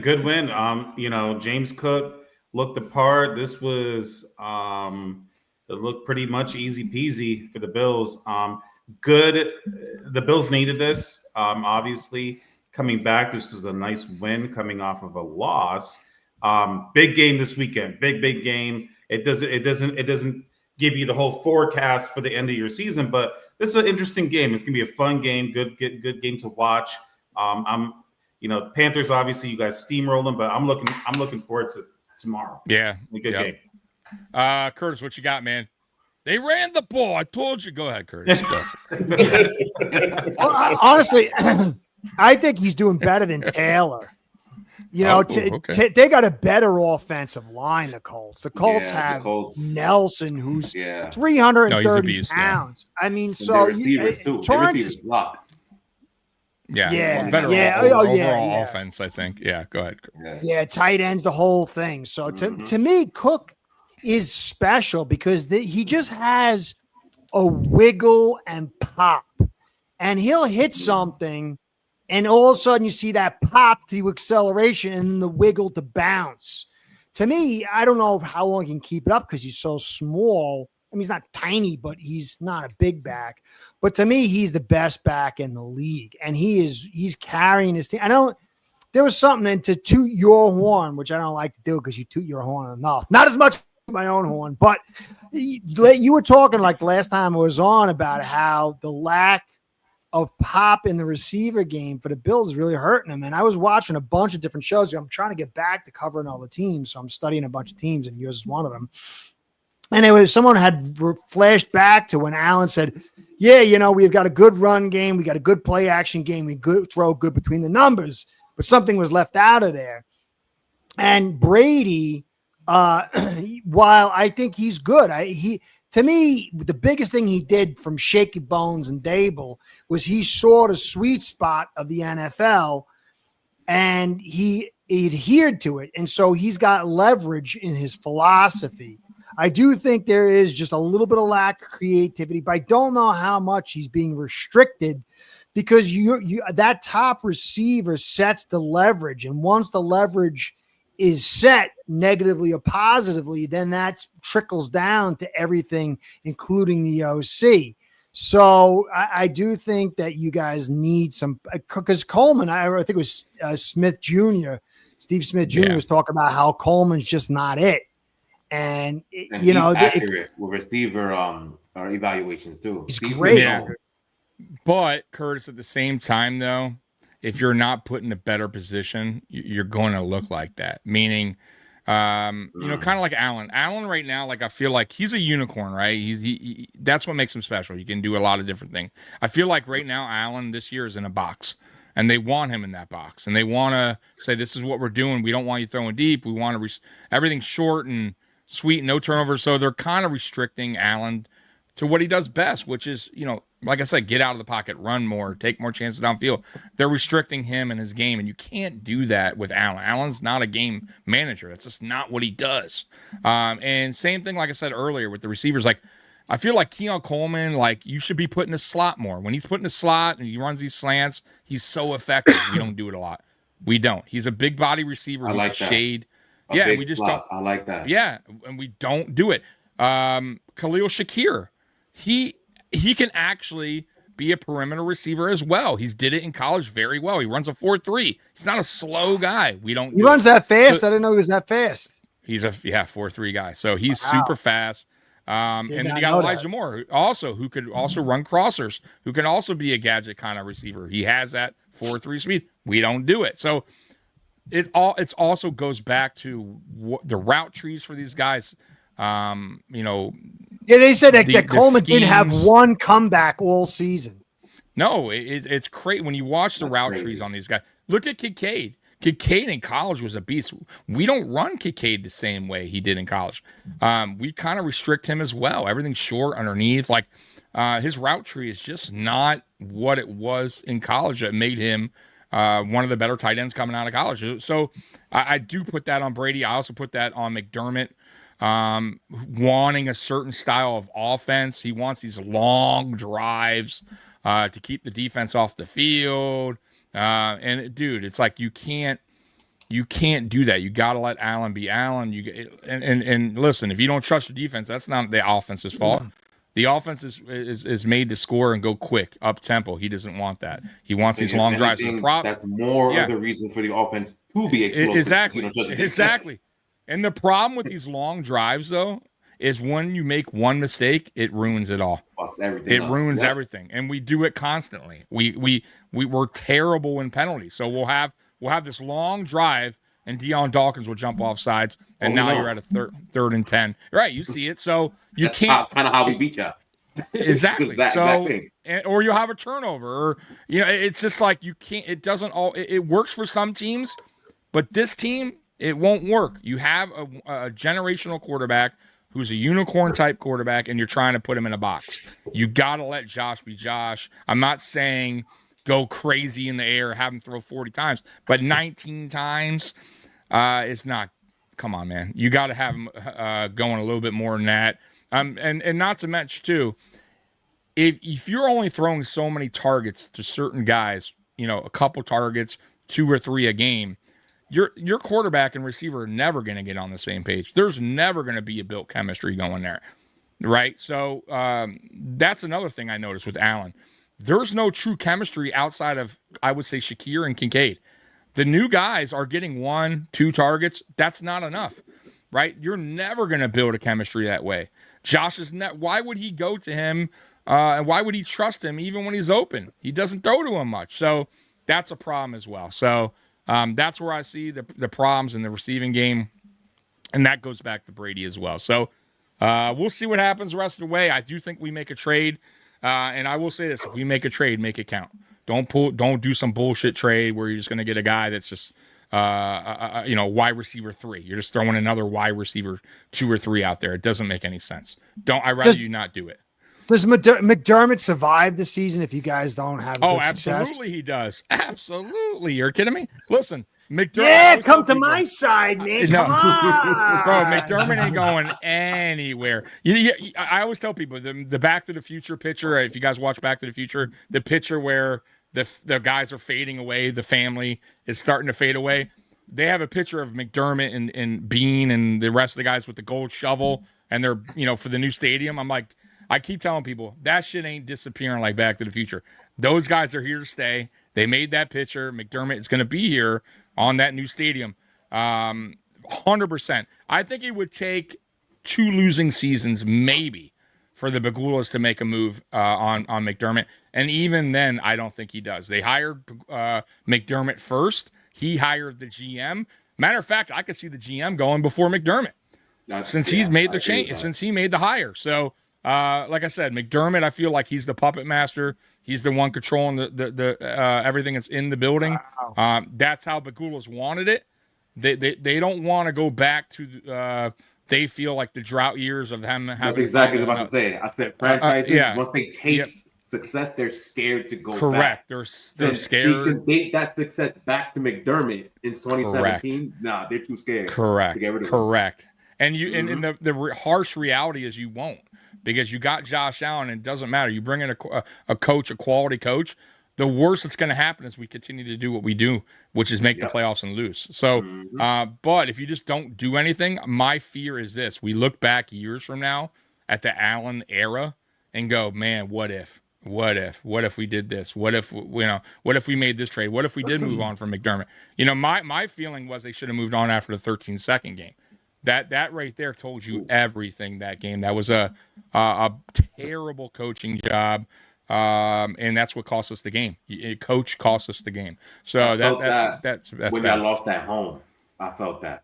I think the Bengals game was terrible too. No, not that one. The one after, when Kansas City went to your house and beat you. I think that was 2 years ago. Oh, the wide right. You gotta go. Yeah, the wide right on Bass. Yeah, and that was terrible coaching too. So once again, it keeps going back to the one guy, and I don't think he's a terrible coach. Matter of fact, I think if we fired him, which we won't, he would get picked up right away, and that's fine. He would actually do well for a team that's up and coming, meaning a rebuild. You said this last week. I said he's one of those floor raising coaches. Yes, he's going to rebuild the program into something competent. Exactly, and then and then you slide into the next guy who could take it to the next level. So I don't think he's terrible. I just think it's time to move on. It's been this is 9 seasons. So how long do you continue to go on? And I keep telling people who are like, look at Schottenheimer. Schottenheimer was an excellent coach. He has an excellent record. Perfect example. Every team he ever went on, he was a winning coach.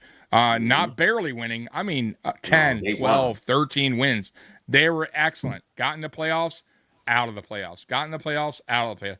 And it's just how it is. It's some coaches, for some reason, it sucks. I feel for them, but they just don't have that. They don't have it when it counts. And Schottenheimer is in that category. And there's other coaches in every type of sports that fall in that category as well. So I just feel like that's where McDermott. I know for coaches, you're supposed to win, but it's like if you continue to raise the level of every franchise has been in, like, aren't you technically still considered a GOAT? You know what I mean? Not like the GOAT, but like one of the best coaches ever, because you don't suck. Every time you coach somebody, they perform. You know, so but that's not how it works. You got to win Super Bowl. So. And as a fan base, when you have an Allen, I'm just throwing him as a name. Your expectations should be Super Bowl, and that's it shouldn't just be we're good enough to make the playoffs. You should be happy with that. Like when you get that guy, your expectations always should be Super Bowl.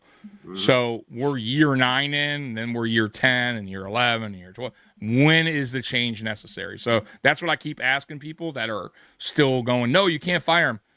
Okay, but when? Right? So year 10, year 11, year 12, year 13, Allen retires, and then guess what happened? You're going to fire him because he ain't going to win with the next quarterback probably, right? So that, and then it's too late. So anyways, that's my thoughts about this team. It's only going to go as far as Allen and Cook to take it. You fucked up, and we'll see. Because y'all got to buy on a bye week, right? So they ain't know much that's it. You fucked up. You got to put the rewind on. You got to rewind. We're actually in the. Let's see here, hour and 30. You guys, I won't play the clips, but real quick, Anthony, who you styling, profiling, who you got boo? Who you booing?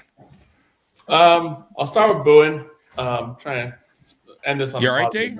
Captain D, you okay, buddy? Yeah. All right, saw you struggling over there. Go ahead. I was moving my chair. Go ahead. I'm gonna put Jamie Sherwood, linebacker for the Jets. I just gave him a big contract extension in the offseason. 3 years, $45 million. Made him the captain of the defense, and this run defense is terrible. He's right in the middle of it. Obviously, there's other factors to go into it too, but ever since he got that contract, it's like he ate his money. He's regressed significantly this season. In this last game, he had a suspension for the quarter, which technically kind of like results in some sort of disciplinary action. You don't like that coming from your captain. But yeah, I think Jamie Sherwood, he kind of put us in a situation where we got to pick between him and Quincy, and because we paid him, Quincy's most likely a trade candidate or walking at the end of the season. Obviously wasn't a good signing by his front office, and see where it goes from there. But yeah, he's trouble for the run game. All right. So you did both. Juan, what you got, man? Oh shit, I didn't even think about this. Okay, no, we're doing both, right? I'm okay to do both. Yeah. Silent profile, I'm giving to Robert Spillane because he's actually been playing good for the last 4 weeks. So I got to give him a little bit of love because he was ass in September, but he's starting to make key tackles, starting to help out in the run game, catching picks. He's been sensational over the last 4 weeks. I got to give him some burn. Great signing so far. Who suck? I don't want to say my boy. I'm too biased for Will Campbell. I don't want to say Will Campbell. Yeah. Anybody else was God damn it. I think I have to say him. I don't want to though. He's a rookie going against the best defensive player in the league. I don't want to put him in the boo this man. It's a very sad story you got over there, Juan. Yeah. Really breaking my heart. Jeez, Juan, I can't even boo anyone. I love this attention. This is great. Nah, yeah, I have to. Boo this man. We're just gonna boo you. Yeah, I have to say him, unfortunately. Yeah, Will Campbell. It's all right. Okay. Going against Myles Garrett, that's what happens. He beats the shit out of everybody. Oh man, Juan doesn't need to think about it. Everyone rocks on the Patriots, man. All right, Yeah, he's like Tommy a couple of months ago, where he was talking about the cheerleaders or the concession stand people. That was his big gripe. Hey, I was on top of the world for 3 weeks. Captain D, what you got, man? And by the way, this is for both games. You might as well make it for both games. So start with the Falcons and then end with the Ravens. Well, real quick, shout out Scott Blakely, McDermott for life. I like that. But so for the Falcons game, Falcons Dolphins, you have to remember, I see better than I hear, and I want to repeat that. I see better than I hear. Jordan Brooks showed up. He showed up, and he's been showing up pretty much all season. He showed up, he played the part, and he was an absolute dog that game. He was everywhere. He basically took that game over for the most part on the defensive side. So shout out to Jordan Brooks. Now, I don't really have a boo this man for the Falcons game. The only thing I could come up with was that stupid Dirty Bird dance. I'm going to boo that because they didn't get an opportunity to do that Dirty Bird dance or whatever it was, because we completely dominated them and shoved their face into the field that game. God damn it! If there's one happy moment, like I said, it was nice to see the Dolphins just absolutely take control of that game and kick their ass. We didn't have to see that stupid Dirty Bird, whatever the hell it is, the Dirty Bird dance. We didn't have to see that, so boo that stupid dance. Now for the Ravens game, this is going to be rough. I mean, styling and profiling for this game, man. Somebody had to been great, huh? Scored 6 points. Somebody. The kicker? No, he missed the kick. He missed one.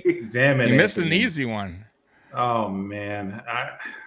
Styling and profiling, man. This is I got maybe Waddle. Maybe I'll give Waddle. I don't know. This is a rough one. You know what? I'll give it to Achane. He had some nice runs. Okay. Actually, you know what? I'm going to take that back again. I'm going to give my style and profiling to Ollie Gordon, because that was not tripping and that wasn't his fault. And he wasn't afraid to tell the coach about himself as he got to the sideline. Goddamn. Yep. And Ollie, he's been running hard. And he doesn't get he gets his opportunities here and there. But Ollie, he's a tough runner. I'm going to give it to him because he was fired up and he said it with his chest. That was a bullshit call. That was a horrible call, and he doesn't know. Did you see there's some? I don't know if it was a real report or not, but they were saying they're looking into the refs. Somebody's looking into after this NBA game. Cheating. All right, gambling. All right, Captain. You see those calls in the Giants Eagles game? Oh my God! There's been some bad. There's been some bad ones. Dable was pissed. Yeah, Dable was not happy. Who you booing, Captain D? Man, this there's a lot of there should be there's a lot of players that we can. I'm gonna go Riley Patterson. He was doing such a good job filling in for Jason Sanders. That's tough. You know what I mean? I think it was a 30-something yard field goal. You got to make that. You got to make that, bud. You got to make that if you want a future in the NFL. But he's been solid. I'm just picking on him. I mean, that should have been a gimme. I'll pick on him and say boo Riley Patterson. Boo Patterson. All right, who you got, Curtis? Who you styling profiling for both games, and then boo? I don't care about the Falcons. Forget about it. I am saying the Miami Dolphins entire team, they were styling and profiling because they set up the Greer firing. Nice. Nice. Nice. I like it. And who you And I booing? guess I'll do the Buddhist man because they also suck because they choked on the game. So they get Dolphins' whole organization team, I should say, get styling and profiling for getting Greer out and then booing because they suck. All right. Weston Juan saying he should be Weston's buddy because he's a Chiefs fan. Whatever, Weston. All right, so let's get into. By the way, the Jets are on a bye week, so no more Jets talk. Sorry, Anthony. I didn't style profile. I gotta go. You didn't? I thought you did style profile. My bad. No, My bad. Go ahead. I do Aaron Glenn. But I talked about it already. Press all the right buttons. I've been on his case saying the one and done crap is possible, but also unlikely. I think a couple more games like this and the one and done stuff goes away, and next year will be a big evaluation year for him. Mm-hmm. All right. I like it. All right, so let's get to these games here for week 9. Let's go ahead and dive into them. Let's get into the Patriots and Falcons. All right, Juan, go ahead, brother. So they looking like they're healthy, which is good. Does that mean anything? We'll find out.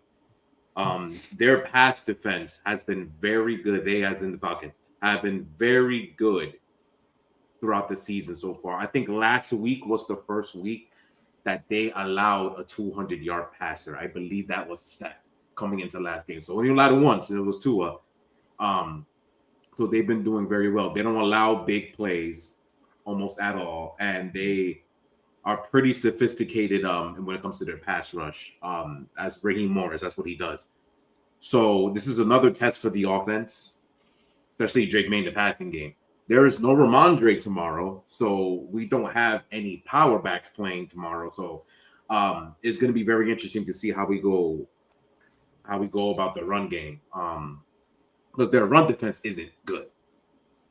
They've ranked some of the bottom when it comes to run defense. 19th. So let's see if we can 19th. There. Oh, so that's actually better than thought. So they're not that good. Well, that was before the Dolphins game, so it's probably worse. No, yeah. So let's see if Travion has anything to say about that. I don't like the matchup per se because he doesn't have any power in his game. And the Atlanta defense is athletic. They're fast. So I don't know if any of his outside stuff, the stuff that we did last week with the pitches and all that, I don't know if that's going to work out. So this might be somebody way early in the show commented and asked me when Drake May will have a 300-yard game. We might be seeing that tomorrow. Oh, I saw that. Yeah. I forget who it was. Yeah. It's a possibility that might happen tomorrow because I don't know how else to move the ball, but I'm not scared of this team. It's not because of last week, because last week they do that. I actually expect them to play closer to how they played against Washington. I believe after they got beat up by Carolina, they played Washington the week after, and they played very, very well in that game and beat Washington. They only scored 24 points, though. That offense doesn't scare me because they're very vanilla and very dull. They have all that talent, but yet they don't come up with any type of creativity to move the football down the field. You have Michael Penix as your quarterback, and you don't throw the ball down the field. It's insane to me because that's basically all he did in Washington when he was in college. I just don't understand. 34 days. Okay. So I'm not really scared of that offense at all. I think we'll be okay defensively. Especially going up against a guy who hasn't even had a full season worth of starts yet. I'm not scared of as much as I'm a big Michael Penix fan. I love Michael Penix, but I'm not afraid of that. I think we'll take care of business. I think we'll win this game. I like 27-21 or 4. I'll go 21. I'll be a homer and say they only pretty close game. Yeah, I know. I think they're gonna play well. But we'll see because they're not much of an outdoors team. So for all I know, they'll do another sticker because they can't play outside and they'll get their ass beat because it's a little chilly. So it's gonna be like decent winds, like 60 degrees tomorrow. Okay. All right. But I like 27-21. This is gonna be a close game. I think they're gonna play well. All the guys back. Okay. Weston, real quick, man. Chiefs fan. So, do gotta show you something real quick here. I got pulled up. This here is Tommy Hogan. Tommy Hogan has something to say. So what you gonna do, brother? Listen up, Andy Reid. Sean McDermott's gonna be calling those timeouts, dude. And what you gonna do when he calls another timeout? So, what are you gonna do, huh? Where'd you get all the get up, man? Was that some of the stuff that we don't know you do in the background, man? I did it Halloween yesterday. So Weston, here we go. Yeah. What are you gonna do, buddy, with that on the sideline? All right. I should have said, what are you going to do, dude, when McDermott starts clapping on you, brother? All right, let's go. Let's go. Actually, hold on 1 second before we move on to the rest. Because I've been bullied all day by Scott, and I like it. I love it. Big bully. But I don't know if you've noticed, every game that I've called, I don't think I've predicted a single ass whooping but the Tennessee one. I don't believe in this team fully still. I'm very, very cautious still. I'm enjoying what's happening. The Carolina one, you were pretty cocky. Yeah. Oh, you were a little cocky about that. Okay, there you go. There's two. My bad. My bad. Two ass whoopings out of the 8 games we played. My bad. Anyway. How dare you? So that was your damn fault. You chose against me, so that's what you get. Anyway. I did. You were so mad. But I'm not fully there yet. We've been playing literally the worst teams in the league. I'm not like going to take that. Must be nice to have that cushy schedule, huh? I mean, your schedule's not that far from mine, buddy. Nobody's. We got some tough games coming up, pal. Leave us alone. Not as of late. The entire AFC East as of late. Yeah, true. The entire AFC East plays the exact same schedule with the exception of 3 games. That's the only difference in our schedule. We got the Super Bowl champions, pal. Yeah, that's what are you talking games. about? And the Chiefs. Yeah, I'm just saying, pretty tough when you're playing Super Bowl teams. But anyways, that's 3 games out of the 14 game, out of the 17 game calendar. You leave us alone. Leave us alone, Anthony. Why are you? I'm just saying. I've seen that thrown out a few times. We got a tough schedule, man. It's the Buffalo Bills we're talking about. I'm just waiting to see. What I'm really waiting for is our rematch. That's what I'm waiting for. That's gonna tell me a lot.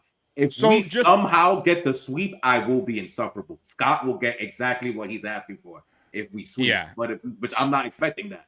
So I'm just waiting for it. Anthony, I'll say this. So, I know Patriots also play Tampa Bay. We do too. So the Chiefs is not an easy out for us. Obviously, it's a tough fight.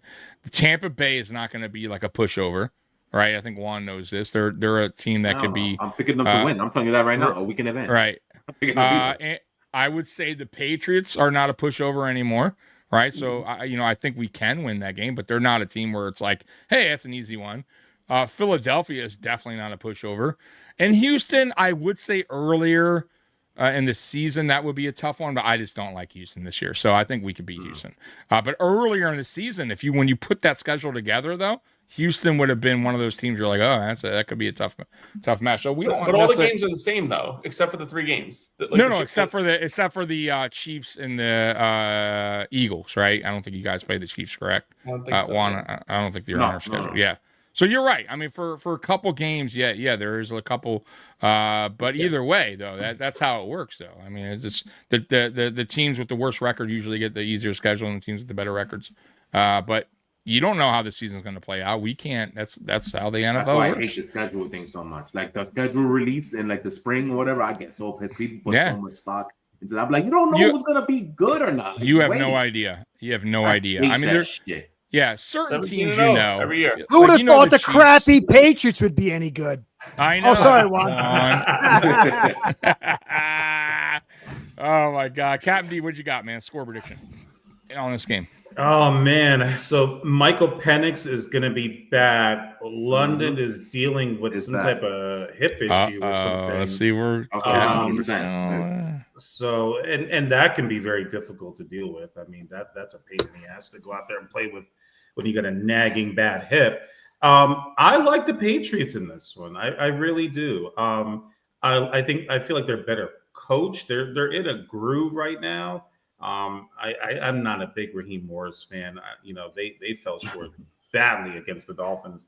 And they looked like such a different team when they faced the Bills. They really did.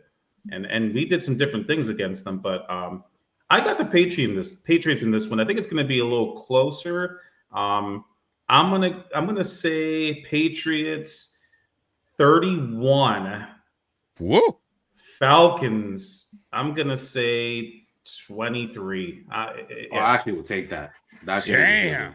Yeah, that's not kind of that's 30 on that defense. I like that's a lot of points. All right, Captain D, I see. Anthony, what you got, man? Mr. Jets I fan am over not there. from New Orleans, but my woman is. Her whole family's from New Orleans. I don't know if there's a little bit of spice that got transferred to me. I'm not sure, but that's kind of funny. You put that little bit of a little tidbit there. What do you got, Mr. Anthony? The Mr. One Win Anthony feeling himself today? Feeling myself a little bit. Yeah, you are. You're a happy guy. Go ahead. So I'm gonna probably deviate from the crew here a little bit, and no disrespect. There's something about this game. I get these weird. Here we go. Atlanta comes with a good run defense. Is a good run team overall. That defense, when they can show up, they can be a little frightening. You have Jeff Ulbrich over there, who's been a nemesis for AFC East teams for a long time. I don't know. I'm not saying it's like, I like it. I'm liking this. But the Patriots are running high right now. This might be considered a trap game, especially after that game we saw out of the Falcons last week against the Dolphins. So I'm going to go close game, but 24-20. I think Bijan has a day a little bit here. With wow.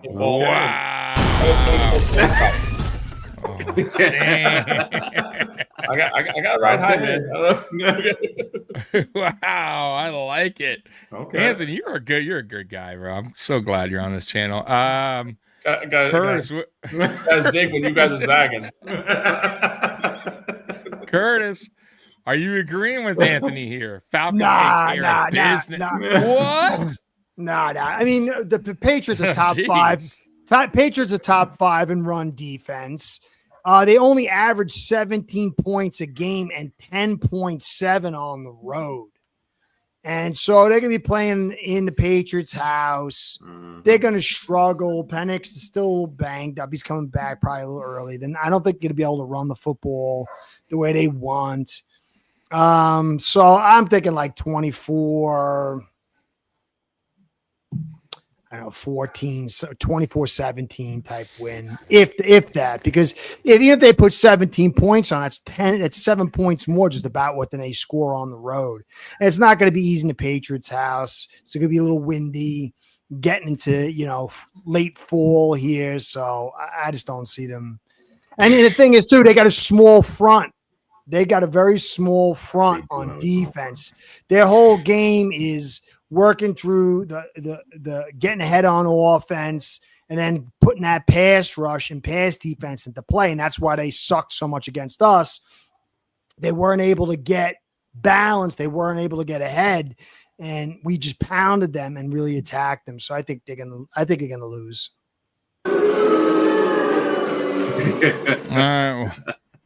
Sorry. I'm on board with Anthony. I'm going with Anthony's prediction here.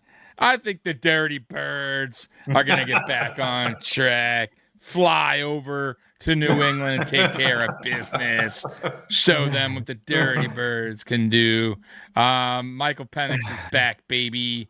They're not going to stop Bijan. Drake May's done for. I think the Falcons win here. I'm going to go 26-19 Falcons. 26-19. I got the Dirty Birds. Take care. That's actually a realistic score, though. I like it, right? It's a good one, huh? All right. I know Anthony has to go. He let me know. So, Anthony, real quick, Bills, Chiefs, go ahead and give you a score prediction so you can get out of here.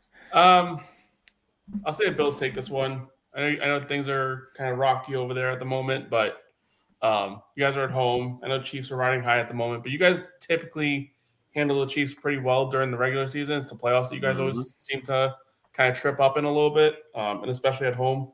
I'm going to go Bills this game. Good guy. 27-24. I'll go with the final score. Good. Close game. You're a good guy, man. Have fun at the bada bing. You enjoy yourself over there, buddy. Appreciate And we'll see you next. We'll see you next Saturday, brother. Peace out, bro. Right. See you next week. Later. Hey. All right, Mr. Juan, what you got, man? I know you're gonna pick the Bills, so just go ahead and let us know what the Bills will score. Yeah, what a smart guy. Go ahead. Yeah, handling the regular season. Y'all need the game. Y'all back at home. I don't know, but I don't have an X's and O's reason. It's more of a gut feeling. So you guys will take this one. Yeah. I don't have a. Maybe Curtis will have a reason. I don't know who he's gonna pick. Maybe have a reason why. I like that setup. So I'm going Bills. I'm gonna go 27-24. Buffalo out. Yeah, sounds about right as far as the close of the game. Captain D, what you got, man? This is an interesting one right tough. here. It is. It is tough. It is very, very tough. But I'm gonna give the edge to Mr. Diabetes, the Chiefs, and Andy Reid. Diabetes is crazy. Mr. Diabetes. I'm going. God. I'm going with the Chiefs on this one, buddy. I'm sorry to say it. I think this is going to be a low-scoring game. This is going to be very low-scoring. I'm going Chiefs 17, Bills 12. 12 points. Curtis, what you got, man? 12 points. Terrible. If you go look over, they got Worthy. They got Mahomes, they got Kelsey. They've got a little better ability to shock the Bills as far as the depth of their attack. Benford's not playing well. White's not playing well. Johnson's not playing well. Linebacking group's a little banged up. KC just has a much better secondary. I mean, you got McDuffie, who's one of the best in the league. Watson's, who's playing out of this world. They got Cook at safety. I mean, I think it's going to be close. I think you'll be able to pound that football. I don't like really either D fronts. Jones is not playing well this year. You guys got the better edges. I mean, in combo. They're going to pound the football. I think their offensive line's close to yours, if not better. I think they're going to pull this one out. I think maybe something like it's going to be below 30. I think there's going to be a lot of running on both sides. I think the game will move quick. 27. Nah.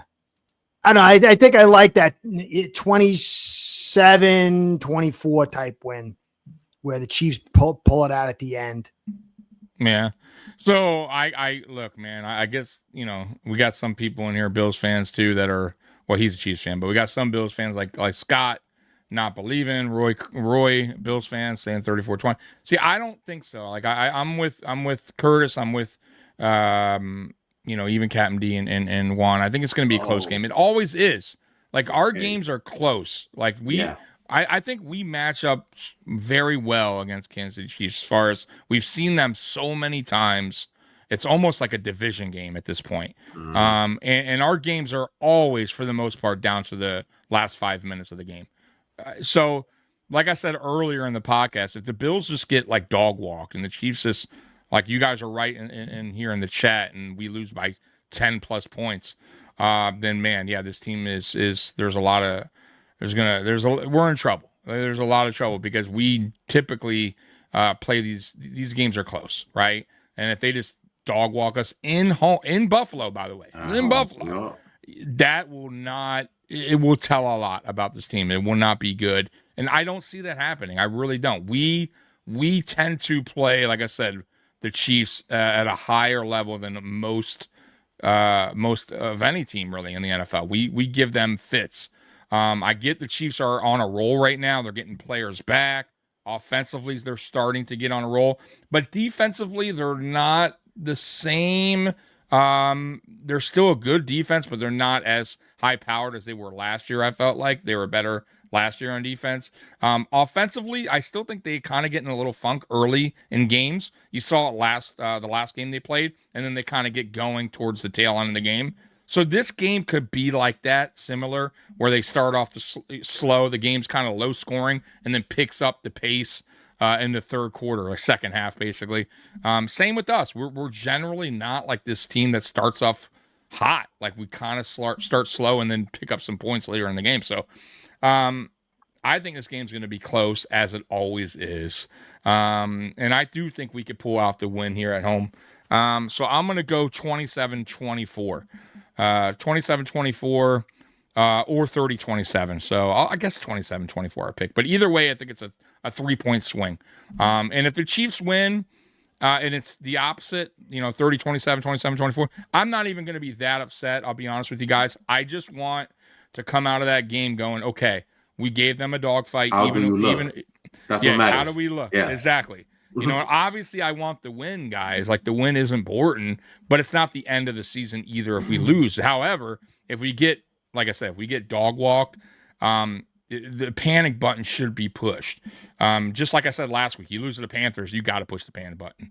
Not that the season's over, but there's major problems if you can't beat the Panthers. And there's major problems if you can't at least hang with the Chiefs. So that's how I feel. We have some guys back. There's no excuses here. I get Ed Oliver's out, but we have guys coming back as well. So I think we match up well. I do. I think we've always matched up well with them. So we'll see what happens here. The only thing I see the advantage here, the true advantage is coaching. If we're going to be real, the true advantage where the Chiefs have us is Andy Reid and coaching staff. They have much better coaching staff than we do. And that's usually what wins ball games, especially in January. It comes down to coaching, and that's where our coach kind of fails. So we'll see what happens here, but I would say that's their main advantage in this game is Andy Reid and coaching. So we'll see what happens, but I have the Bills winning this by at least 3 points. It's going to be a good game. I think it's going to be a fun game if you're not a Bills or Chiefs fan, just to watch it. So that's what I got. So let's get to the real men of genius. By the way, anybody have any rants that they want to do? By the way, any rants? Nothing. Nope. Nothing. No rants this week. All right, let's get to the real men of genius, and we'll get on out of here, guys. All right, let's get a real men of genius. All right, here we go. I got some new ones here for you guys too this week. So Here we go. Bud Light presents Real Men of Genius. Real men of genius. Today we salute you, Mr. Over-the-Top Carb Counter.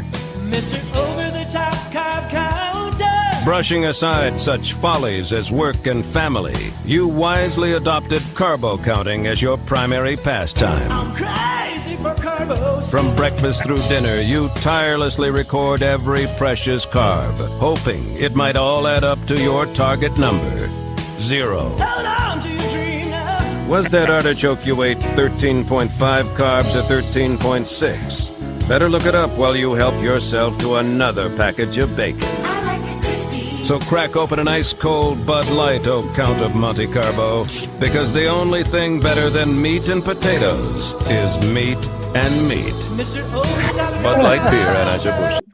That was a good one. That was a good one. All right, one more and we're out of here. Last one of the day, and we'll get out of here. All Meat right, and what meat. do I got? Meat and meat. That's right. All right. All right, here we go. And maybe me hungry for Bud bacon. Light presents Real Men of Genius. Real men of genius. Today we salute you, Mr. Bowling Shoe Giver Outer. Mr. Bowling Shoe Giver Outer. Your tireless efforts keep our feet comfy and sanitized with mountain freshness. Mountain freshness. Instinctively, you match left shoe with right, carefully placing each pair in its own tiny shoe house. Check the number on the back. one wrong move, and we're on the fast train to Blisterville. Is he a 9.5 or a 10? You know. Why? Because you're Mr. Bowling Shoe Giver-Outer. So crack open an ice cold Bud Light, mister, and know it's no accident those shoes are red, white, and blue. Bud Light beer. Those are great, man. Anyways, guys, appreciate you guys rocking with us today on another AFC East Shakedown. Curtis, Juan, Captain D, Anthony, obviously. Thanks, guys. That was good. Appreciate you guys. It was always a great time. We'll see you guys next Saturday at noon. Thanks, Bills everybody. Mafia, you guys for the rest. Go Bills, we're out of here. Peace. Later, Juan. Later, Captain D. Later. Curtis. Bye-bye. See, Peter, he's too fast. You gotta tackle me. It's B. You gotta press B. I'm pressing B. He's too fast. Going over here? Going over here now? Never get tired.